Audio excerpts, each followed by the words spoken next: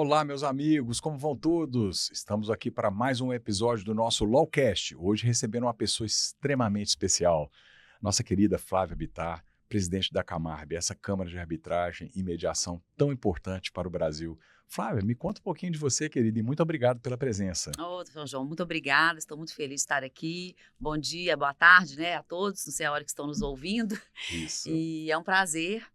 Bom, eu sou advogada, com 25 anos de formada, me formei na Faculdade de Direito Milton Campos, em Belo Olha só, Horizonte, viu, com muita pessoal? honra. Prestem atenção nisso aqui, Sou a egressa do qualidade Milton dos nossos Campos, egressos, isso a aí. brilhante Flávia Bittar, aqui da nossa Milton Campos. Pois é, vivi 5 lindos anos na Faculdade de Direito Milton Campos, e pouco depois que eu me formei, eu fui para a Itália fazer um curso de pós-graduação lato sensu, na faculdade estatal, né, de Milão, e lá, por um acaso, eu descobri a arbitragem. Eu não fui para lá para estudar arbitragem, fui para lá para estudar processo civil e direito internacional, A Itália é sempre mas um berço do processo, né? sempre um berço do processo, justamente. E aí o destino me levou para conhecer a arbitragem lá.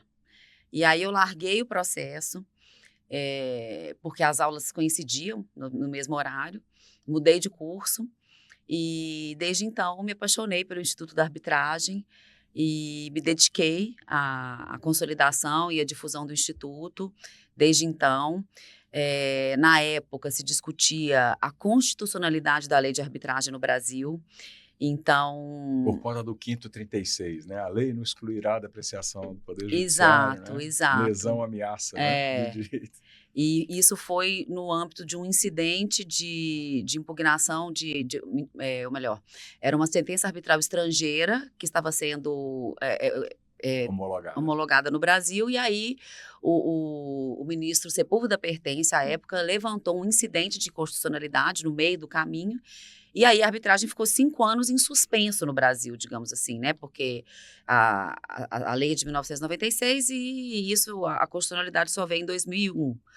E eu estava na Itália e aí algumas pessoas falavam assim, nossa, mas você vai se dedicar a algo que a gente nem sabe se vai Vingar, se vai né? vingar, né? Se vai pegar, como se diria, se essa lei vai pegar no Brasil.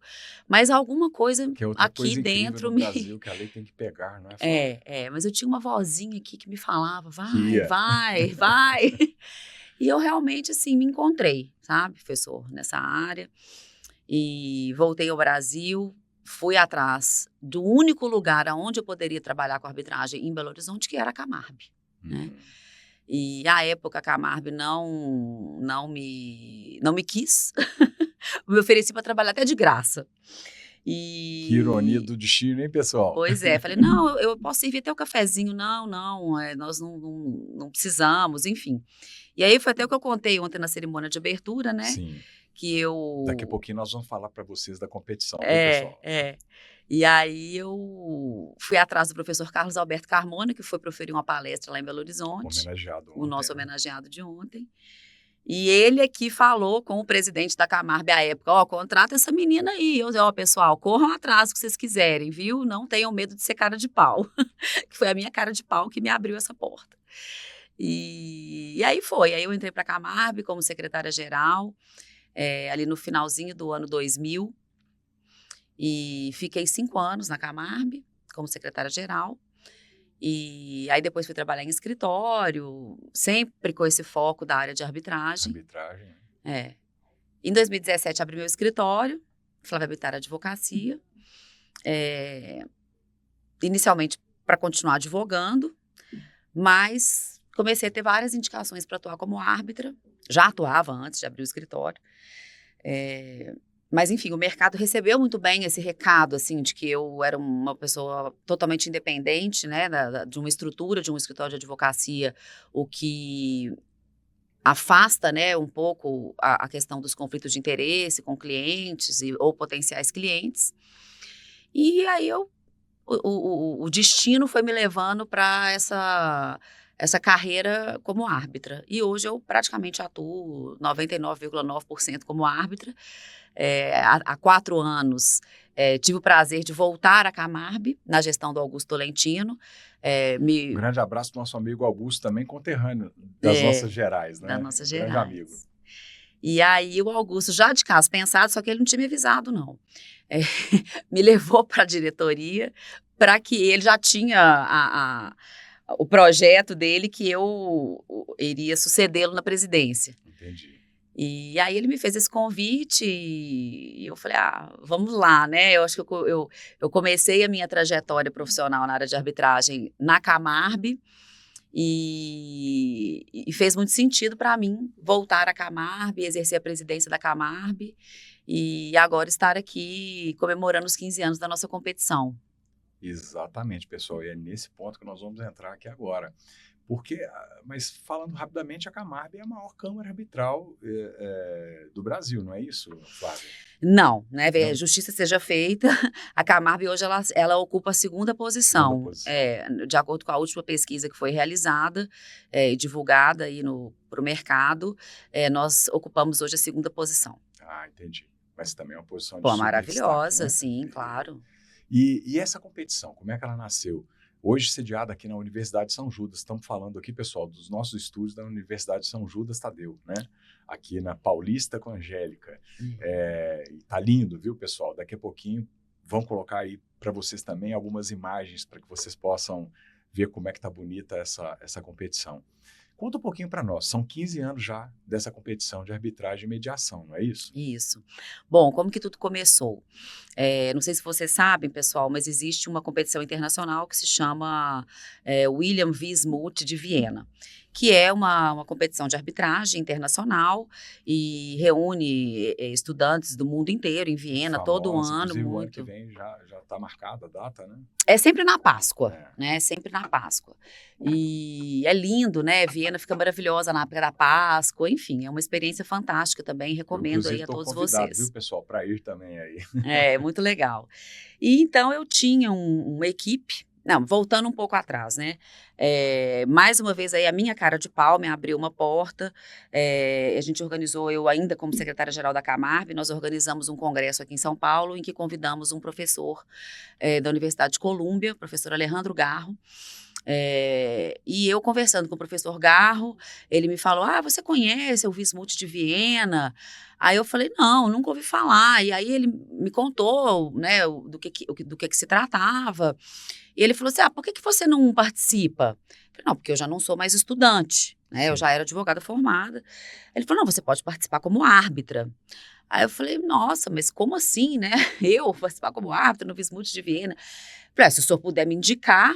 Vai ser uma alegria. Vai ser uma alegria, porque hoje em dia, praticamente assim, como o negócio cresceu muito e eles precisam de muitos voluntários, assim como a gente precisa aqui também, hoje praticamente qualquer pessoa que se inscreve pelo site é admitido para poder atuar lá. Mas lá há 15, até mais, né? Porque eu comecei lá por volta de 2006, né, nessa época você precisava ser convidado para participar. Então eu pedi a esse professor que me indicasse para que eu fosse convidada. E aí eu fui convidada, lá fui eu para Viena, mais ou menos sem saber o que eu estava fazendo ali. E lá eu conheci uma equipe da Universidade Federal de Minas Gerais que estava... Nossa vetusta Casa de Afonso Pena, hoje presidente da Milton Campos, mas egresso da Federal, né? E aí eu ouvia, né, mineiro se junta, né, brasileiro no geral. E eu estava andando lá pela rua, escutei uma conversa de brasileiros, aí eu diminuí o passo e ouvi um sotaque mineiro, fui lá conversar com os meninos. E à época só havia 2 faculdades brasileiras que participavam da competição em Viena, que era a Universidade Federal do Rio Grande do Sul, que foi a primeira, liderada pela queridíssima professora Vera Fradeira, que era a única profissional árbitra naquela lista, era uma listinha de 50 pessoas. E eu fui a segunda. Aí eu perguntei, quem é o coach de vocês? Não, nós não temos coach. Aí eu falei, vocês não têm coach, eu não tenho equipe. Então eu vou acompanhá-los. E aí acompanhei os meninos e tal, dava um toque aqui, um toque ali, enfim, né? E aí quando voltei ao Brasil, conversando no meu escritório com o meu estagiário, que hoje é um vice-presidente da Camarb, o Pedro Soares. Falei, Pedro, é um negócio muito legal lá, por que vocês não formam uma equipe da PUC, que ele era da PUC? Sei. Aí ele tentou e não teve interessados. E aí tinha esse grupo de estudo da Universidade Federal de Minas Gerais, que era o GACID, não me lembro exatamente como é que era a sigla, que era um grupo de estudos em direito internacional e arbitragem, que tinha uma equipe sempre se preparando para essa competição. E aí eu falei, Pedro, vamos procurar o pessoal da Federal, quem sabe você não se une a eles. E aí o Pedro se juntou nessa equipe e eu me tornei a coach da equipe. Olha Então eu só. comecei a acompanhar o pessoal em Viena todo ano. Então era uma equipe híbrida, completamente híbrida, porque eram estudantes da Federal com estudantes da PUC e uma coach que não era professora de lugar nenhum, mas tinha uma vontade muito grande de ajudar e de participar daquele processo. E aí um dia a gente sentado lá em Viena e a gente ia com muito sacrifício, sabe, pessoal? Cidade linda, né? Viena. E as equipes estrangeiras, a maior parte dessas equipes, ainda assim, hoje, vão patrocinadas pelas faculdades, né? Então não tem dispêndio financeiro nenhum. Mas nós não tínhamos isso. Então a gente ia do nosso dinheiro, do nosso próprio bolso. Era aquele dinheiro das férias, e eu passei assim, alguns anos sem fazer férias. Para poder economizar e ir para Viena. Então, eu acho que eu fui uns 5, 6 anos seguidos.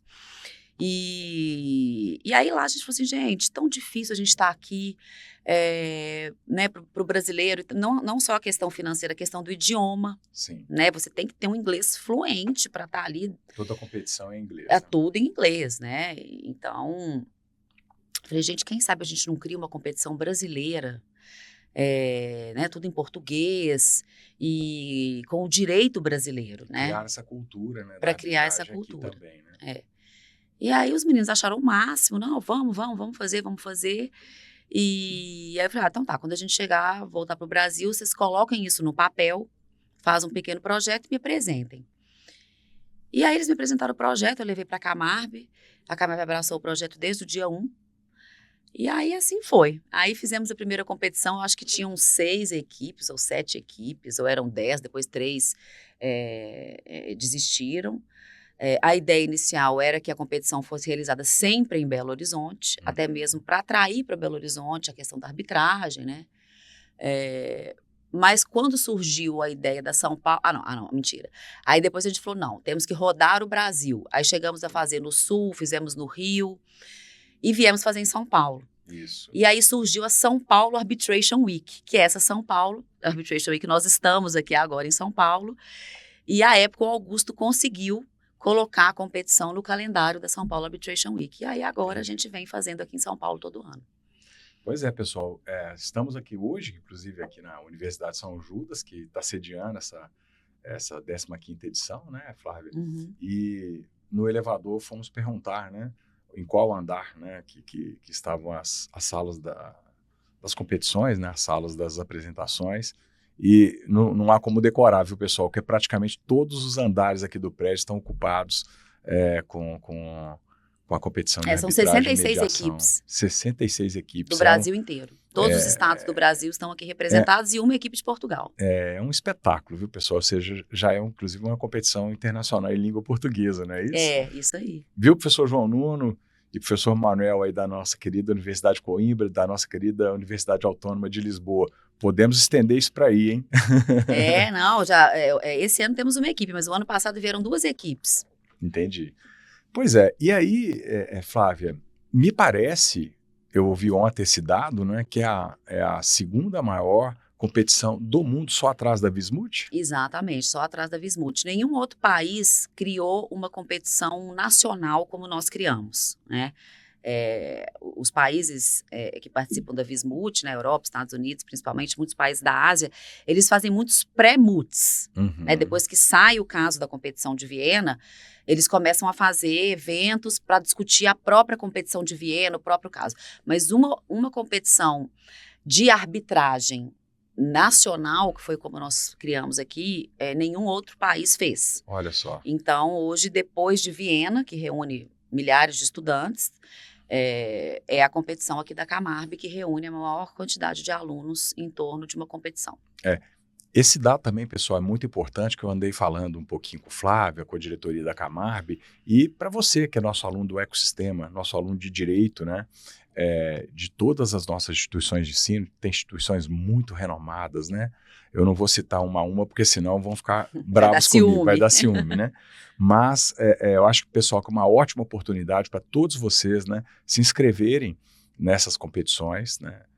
A Ânima, parceira dessa edição, já estamos conversando aí para a próxima, né? Isso. Mas eu acho que é uma oportunidade muito grande. A gente vê a alegria, não é, Flávia? O entusiasmo, a dedicação, não é?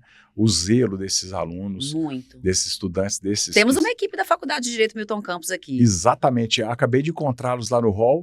Pessoal, e estão brilhando aqui pelo que eu ouvi dizer, viu? Estão torcendo aqui por eles, mas também pelas demais. Eu não posso torcer por ninguém não, viu, gente? Mas eu devo dizer que meu coração fica feliz com o sucesso aí da Milton Campos, principalmente porque tem um estagiário meu muito querido, Vitinho, que é da equipe. Que é da equipe. E assim, gente, uma coisa que eu falo para vocês, se joguem, encarem a competição, é uma experiência incrível. E se você tem interesse de trabalhar na área de mediação e arbitragem, é o caminho. Hoje em dia, João, nenhum escritório contrata, não vou dizer nenhum, né? Mas é um requisito importante. Né? Eu, assim, quando eu abro o processo de seleção do estagiário no meu escritório, é um requisito. Então, se vem alguém fazer a entrevista, eu posso até gostar da pessoa. Eu falo, olha, entra então na equipe da sua faculdade, hoje quase todas as faculdades têm, estuda arbitragem. É verdade, estão com várias... equipes do ecossistema Ânima aqui, tá, pessoal? Só porque você saiba, não é só Milton Campos, né? Eu tô falando da Milton Campos porque aqui eu sei, né? E aí eu falo, aí o semestre que vem você volta. Me manda o currículo de novo, se eu ainda estiver precisando, a gente conversa. Porque o aluno ele já chega com uma base, né?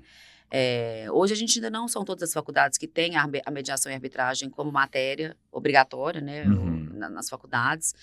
E então, participar da competição permite ao aluno que, ainda que ele tenha a matéria na faculdade, que ele se aprofunde. E já não é só na arbitragem, é no direito material também. Claro. Né? Então, esse ano, assim, a gente está falando de matéria contratual, tratativas preliminares, coisas às vezes que os alunos não têm oportunidade de conhecer na prática. Porque a faculdade ela te traz um conhecimento mais teórico inicialmente. Olha, pessoal, e isso aí que a Flávia está falando também é muito importante, porque o pessoal que me ouve sempre, né, já estão até cansados de ouvir essa ladainha. Mas o que eu venho falando, sabe, Flávia, pregando bastante e aplicando isso na nossa querida Milton Campos, né? Claro que as nossas instituições dão uma base teórica muito boa, com grandes professores, com grandes mestres, etc. e tal. Mas eu acho que a nossa academia cometeu um equívoco no passado, né? Que é cindir algo que deveria ser inscindível, que é teoria e prática, né? Eu brinco sempre que o fenômeno nasce antes da teoria, né? Eu falo sempre, toda vez, vários podcasts aqui vão estar essa frase, né? O Newton não deduziu a fórmula da gravidade sentado numa escrivaninha ou numa prancheta, escrevendo o conceito, a fórmula, a teoria. A maçã caiu-lhe a cabeça, ele ficou intrigado, né?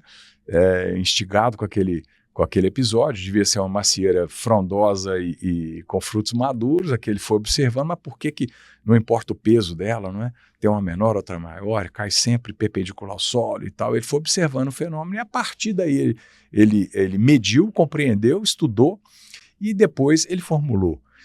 Quando a pessoa compreende o fenômeno, né, Flávia? É muito diferente do que ela memorizar e repetir. Com certeza. Que, em geral, é o nosso sistema avaliativo, que, a meu ver, inclusive o concursivo, que, a meu ver, é muito deficitário nesse aspecto.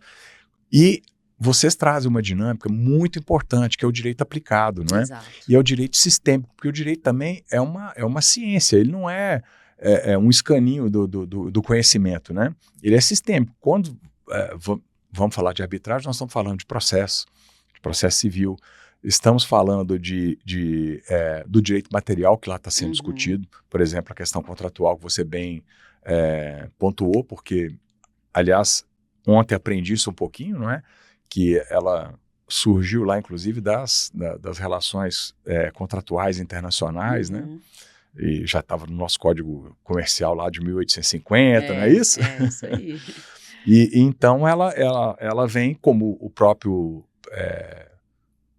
processo civil em si, né, para resolver um conflito, mediar, no caso da mediação, e no caso da arbitragem, resolver aquele conflito através de uma decisão, né, uma decisão com eficácia de sentença, não é isso? E é legal, assim, que a gente traz, no caso da competição também, provas, né? A gente faz os anexos, então, às Sim. vezes, a gente cria lá umas conversas de WhatsApp. Então, isso também instiga o aluno, o participante, na questão da estratégia de defesa do cliente com base nas provas produzidas, né? Interpretar qual prova que pode ser utilizada por um lado ou para o outro, porque a gente faz um caso que tem que ter defesa para os dois, como tudo no direito, Claro, né, João? Eu falo assim que a ciência do direito, ela é muito, muito instigante, porque o próprio símbolo é a balança, Sim. ou seja, tem para os dois lados, né? E o bom advogado é aquele que consegue se virar tanto para um lado quanto Sim, para o outro. que sabe explorar, né, os aspectos Porque não positivos é do sempre que o seu cliente vai te procurar com um bom direito. Claro, Muitas vezes o seu cliente vai te procurar com um péssimo direito. E muitas vezes até com um bom direito, mas com uma péssima prova, não é isso? Exato. Então, eu acho que a gente começa a instigar no Contratos estudante. mal redigidos, mal feitos, né?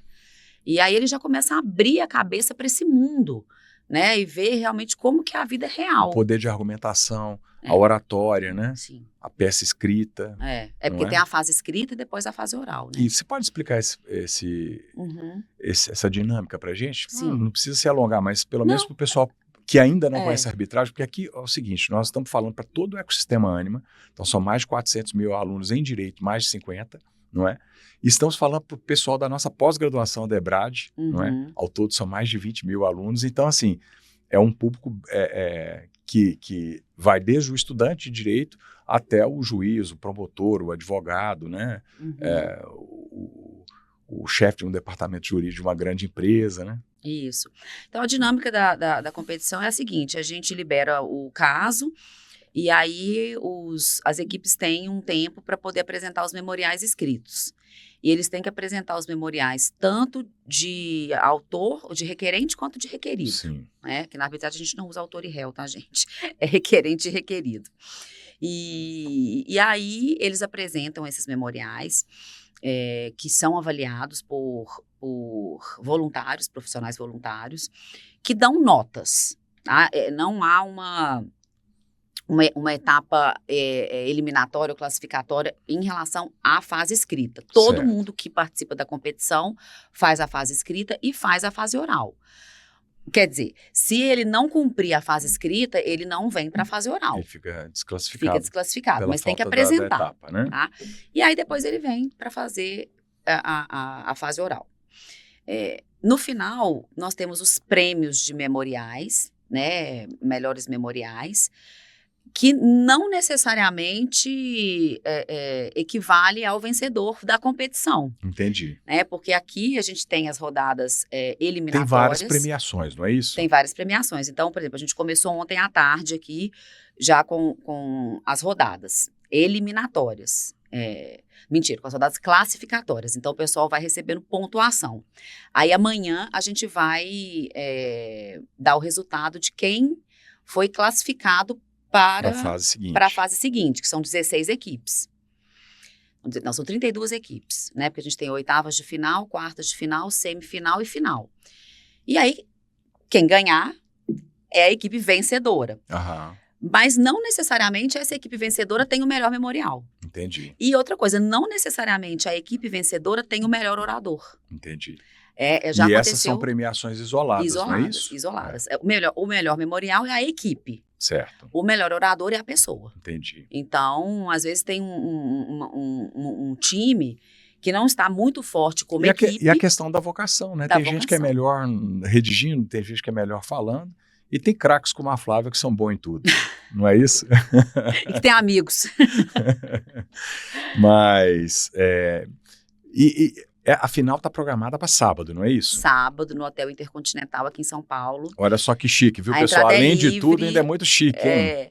Quem tiver interesse, entre em contato pelo Instagram da competição da Camarb. É uma oportunidade incrível de assistir, assim, é um evento mesmo. A gente monta um palco. Esse ano, normalmente a gente convida para a final da competição 3 árbitros e mediadores já mais sêniores, né, mais, com muita experiência. Mas esse ano a gente está prestigiando os meninos que criaram a competição, Claro. junto comigo lá atrás, né? Muito bacana, Então, né? eles é que serão os árbitros, né? A Ana Clara Viola vai ser a presidente do Tribunal Arbitral, e o Pedro Soares e o Pedro Martini vão ser os co-árbitros. Uhum. E eles que há 15 anos eram competidores, né? E hoje estão aí E hoje estão aí. vamos dizer assim, na E eu gosto fase sempre, principal, né? de dar o exemplo dos meninos, porque eles são exemplos de sucesso. Eu tenho muito orgulho deles, sabe? Fora um deles que debandou para a área empresarial, largou o Sei. direito há um tempinho, mas ficou muitos anos trabalhando em escritório. Os outros todos, assim, estão muito bem na carreira, sabe? Olha, a Ana hoje trabalha num dos maiores escritórios do Brasil, que é o Stock Forbes. Ela lidera a área de infraestrutura. Grande abraço pro meu amigo Matheus, que lidera o Stock Forbes aí em Belo Horizonte e próximo aí ao lado da Faculdade Milton Campos. O Pedro Soares trabalhou anos comigo, né? O Pedro começou como meu estagiário. Aham. Depois nós chegamos a ser sócios no escritório. Aí eu saí do escritório onde nós trabalhávamos e há pouco tempo ele também saiu, montou o escritório dele, que está assim, voando em Belo Horizonte, o escritório dele.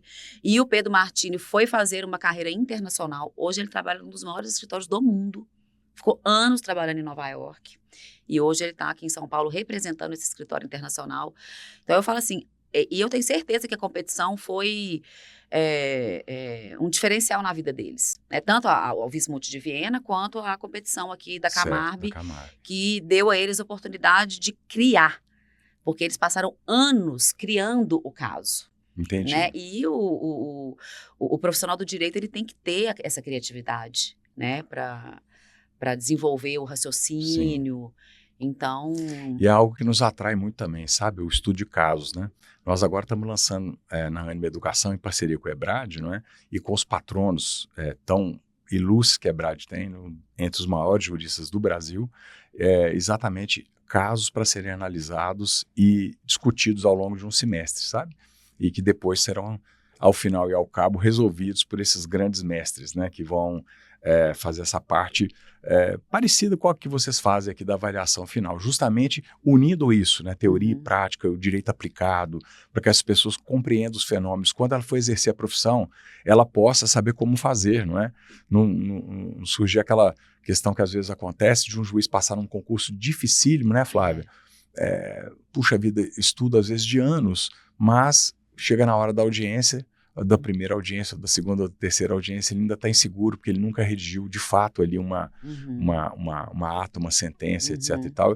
E para isso até que tem a escola da magistratura por conta disso também, mas a gente nota essa deficiência. E a culpa não é do aluno, não é do juiz, não é do promotor, não é do advogado, é nossa, é da faculdade. É do sistema, né? É do sistema. Nós é que temos que permitir esse estudo mais holístico, né? Essa visão mais holística, mais abrangente, inclusive com a união, né, entre a academia e o mundo do trabalho. Né? É isso aí. Querida, olha, foi uma alegria muito grande te receber aqui no nosso querido Lawcast, né? Um abraço. Estou estreando nos podcasts, viu, gente? Nunca tinha feito. E que estreia maravilhosa, hein? Adorei. Vocês gostaram? Eu gosto de falar pouco, né? Não, mas olha... Hoje foi só um gostinho, viu, pessoal? Porque a gente está combinando aqui com a Flávia da gente ter depois uma nova rodada para a gente bater um papo muito mais avançado. Hoje foi muito para falar aqui um pouquinho da competição, não é?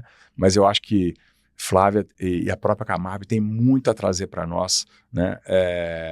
Enfim, para que a gente possa desenvolver toda essa dinâmica que a gente está querendo fazer, não só na EBRAD, na Anima Educação, mas difundir isso para o ensino jurídico em geral. Eu queria te agradecer imensamente. Eu que agradeço. E te deixar à vontade para falar alguma última palavra que, porventura, esteja aí. Bom, minhas primeiras palavras que são de muita gratidão por vocês terem recebido o projeto da Camarbe aqui na São Judas. Estamos muito felizes de estar aqui. Quero parabenizar toda a equipe que está nos dando muito apoio aqui na faculdade. E quero, de novo, encorajar vocês, alunos, profissionais já formados, que podem também trabalhar com a gente na competição como voluntários para atuarem como árbitros ou avaliadores da competição de mediação. E que venham conhecer o nosso projeto, vejam as fotos, né, no Instagram, Isso mesmo. porque é muita alegria, né? Além da oportunidade de aprendizado mesmo, né, na área do direito, é uma oportunidade de networking incrível, não só entre os próprios estudantes, mas com esses árbitros, esses profissionais que vêm de maneira totalmente voluntária para dar os feedbacks, que ficam aqui andando nos corredores.